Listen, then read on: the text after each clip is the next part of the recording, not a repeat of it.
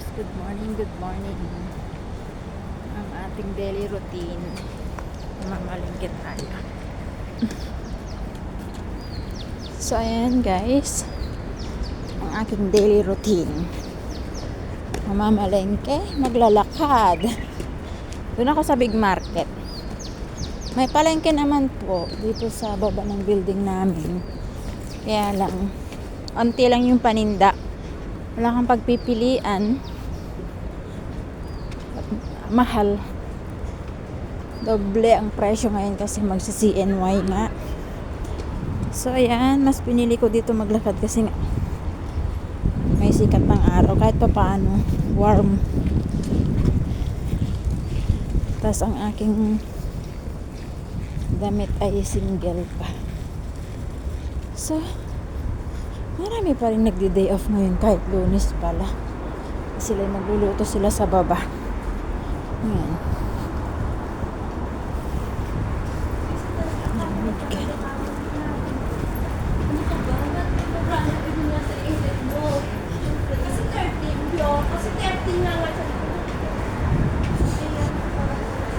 Lamig.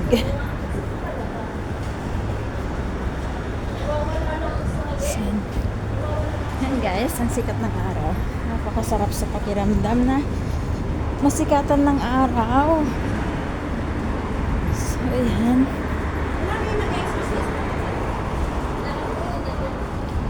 Lalakad ko na lang siya. Kasi napakaano. Nasisilaw ako. So yan, dito na tayo tatawid. Huwag na tayong umikot doon sa may ano. Sa nila na magdaanan dito.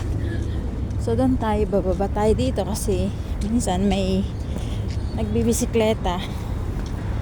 Yan, pag ganun tayo guys.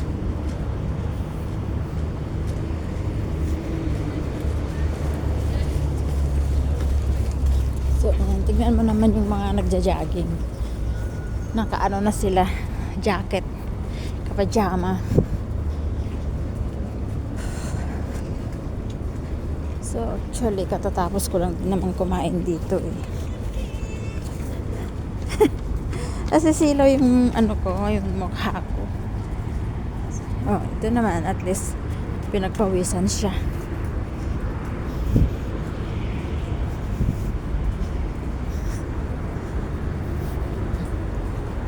Maraming naglalakad. Kasi warm. May araw. Ang lamig kaya sa taas.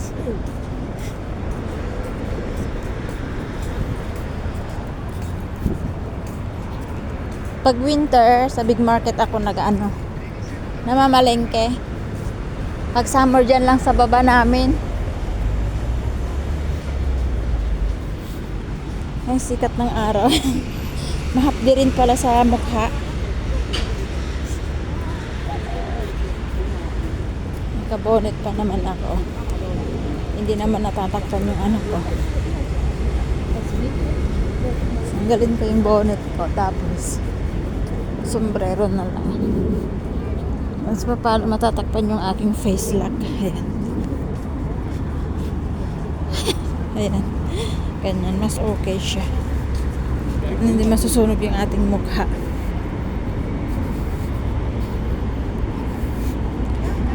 So, guys.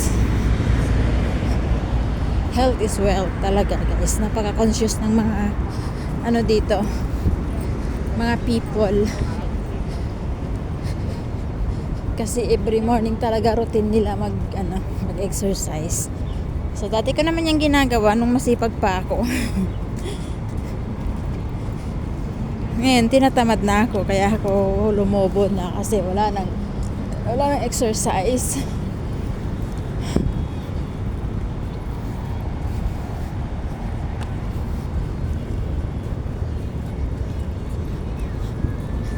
Ngayon na lang ulit ako makakapag-video. Marami akong video mula pag-uwi ko ng Pilipinas, pag-bakasyon ko ng Pilipinas noong 22. Marami akong video noon. Detalyado pa. Pati yung pagbalik. Lahat. nakuhanan ko ng video kasi nga dapat i-upload ko pagbalik ko dito sa Hong Kong. So wala nadukot. Hindi ko alam kung nadukot yung cellphone ko o nahulog ko dito sa Hong Kong airport. Kaya lang tawag na rin ako doon sa Lost and Found. Wala walang nag-surrender doon walang nag-report. So tuloy napapagbintangan ko tuloy yung babaeng kumausap sa akin sa airport nung palabas na kami ng immigration. Kasi nawala yung cellphone ko.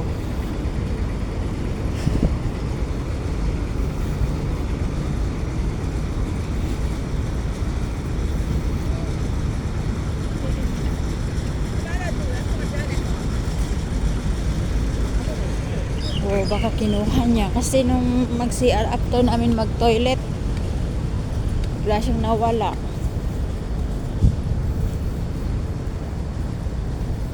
Pero okay na yun, at least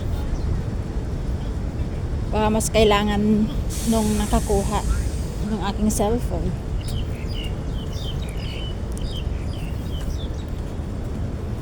Magbabayad din lang naman siya pag nagpa-unlock. May password naman yun.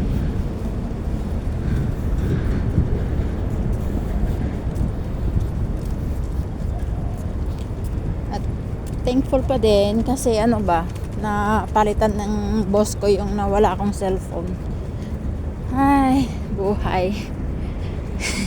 Nakakahiya pero wala At saka lantang-lanta ako noon from Isabela to airport. Diretso kasi ako ng biyahe, ng pahinga. Kaya hilong-hilo ako, pagod, blanco. Kaya yun. Hindi ko na malayan kung saan ko nadala. Kung saan at kung paano ko nawala yung cellphone ko. Sa baggage claimer lang naman ako at saka sa CR pumunta. So but according sa Lost and Found on duty officer walang nag-report.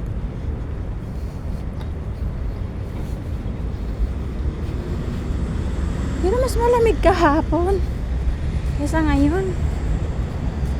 Mahangin kahapon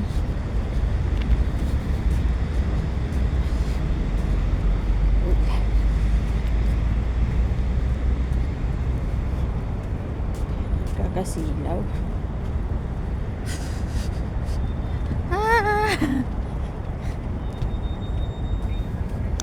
Balik tayo. Ako nga pag nakakapulot ako ng cellphone sa CR, kahit saan, kahit binabalik ko. Kumbaga pag may naghanap, binibigay ko. Katulad dito sa Chunwan West. Sakto na nag-CR ako, may cellphone. And buti nag-stay ako ng matagal sa CR bago bumalik yung nakaiwan. So ibinalik ko. Yung sa akin wala talagang nagbalik.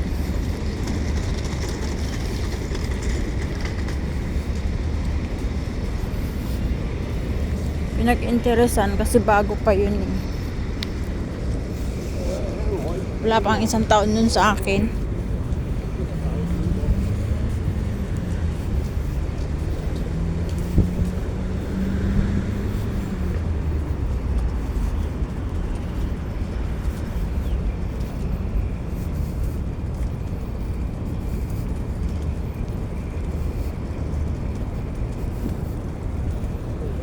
So, balot na balot ay laman ng damit. Dry clean. Ganyan. Ang ginagawa nila, baka pag dating ng ilang buwan may na dito, may building na. Kasi may ganyan ang ginagawa nila dyan.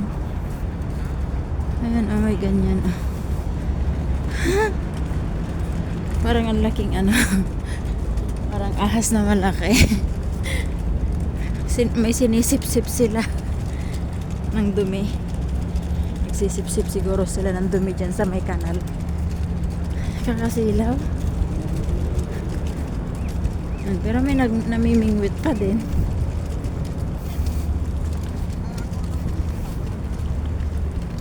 Ano, may mga nakuha si tatay. Yan na. Maliliit. Pang steam. So, ayan. Dito tayo dumaan. Mag-shortcut tayo ng daanan.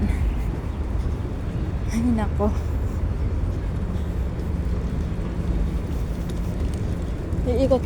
Iikot pa sana ako doon, pero ayoko na. Pwede naman dito na lang. Huwag na sa may bus terminal.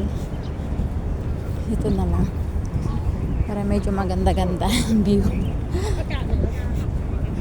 So, ayan. Ang ganda dito. Malamig. Mas malamig dito. Sa tabi mismo ng dagat.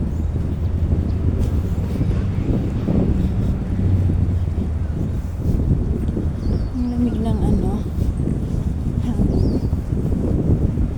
Di bali sanang malamig. Basta wag mahangin.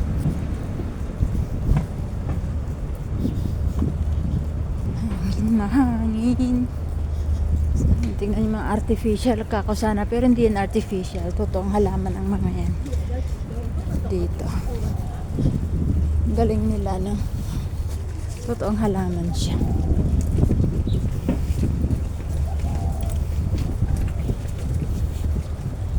Kala mo artificial lang na idinikit dyan eh, pero totoo.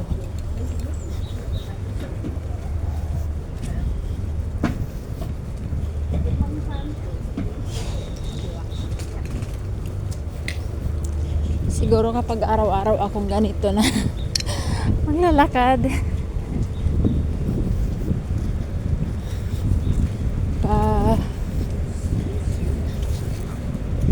papuntang palengke tas pauwi. Ang 20 minutes din yun balikan. Ito tayo. Momoko. Maraming mga ano dito guys, foreigners minsan. Pero ngayong maaga pa, wala pang nag-aano,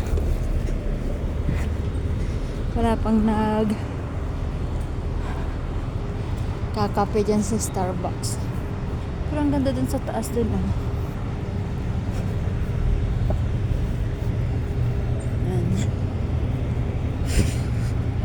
Sikat ng araw. Yung ibon, hello! Trying to lumipad.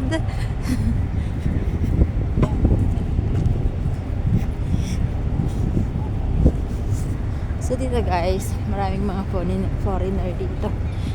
Pero ay nako, natakot na ako sa foreigner. Pagkatapos may na-chop-chop na Pilipina. Just me. Makontento na lang.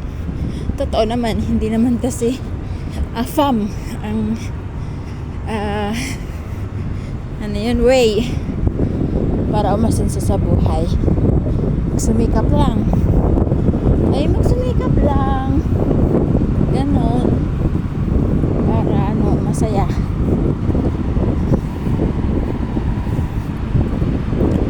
So, ayan. Malapit na ako sa palengke, guys. Napagod ako sa lakad. Medyo nag-init at pinagpawisan. Pero agad-agad din lulubog kasi yung hangin malamig. Tapos sa aking face lock. Ayan. Makapag-upload ulit. Nabubulol ako ng panibagong video. So, ayan. Hindi ko alam kung ilang beses ko na na-upload tong area na to tuwing naglalakad ako. So, okay lang. Iba't ibang tao naman yung nadadaanan ko eh. Chunon C1. Exit C1 pala dito. Okay.